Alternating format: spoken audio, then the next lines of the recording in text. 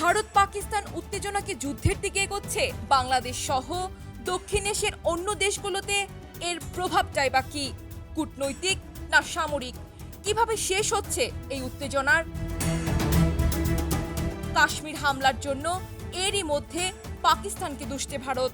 বেশ কিছু কূটনৈতিক ব্যবস্থাও নেওয়া হয়েছে।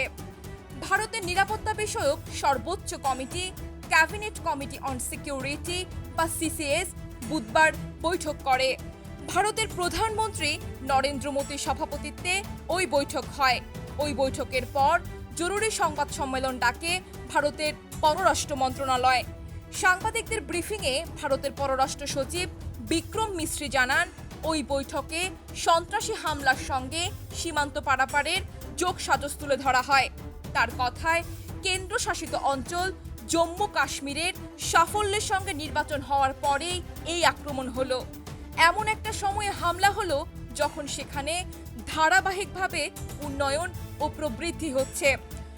বৈঠকের সিদ্ধান্ত অনুযায়ী সিন্ধু জলবন্টন চুক্তি স্থগিত করা হয়। ভারতে পাকিস্তান হাইকমিশনে নিযুক্ত সামরিক উপদেষ্টাদের বহিষ্কার করা হয়। এমনকি পাকিস্তান থেকে সামরিক উপদেষ্টাদের প্রত্যাহারও করা হয়।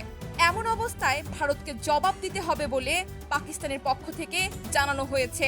দেশটির জাতীয় নিরাপত্তা কমিটির জরুরি বৈঠক ডাকা হয়েছে। নিশ্চিতভাবেই পাকিস্তানও কিছু কূটনৈতিক পদক্ষেপ নেবে। পাকিস্তান ভারত উত্তেজনার পরিস্থিতি পুরো দক্ষিণ এশিয়াতেই উৎকণ্ঠা তৈরি করেছে।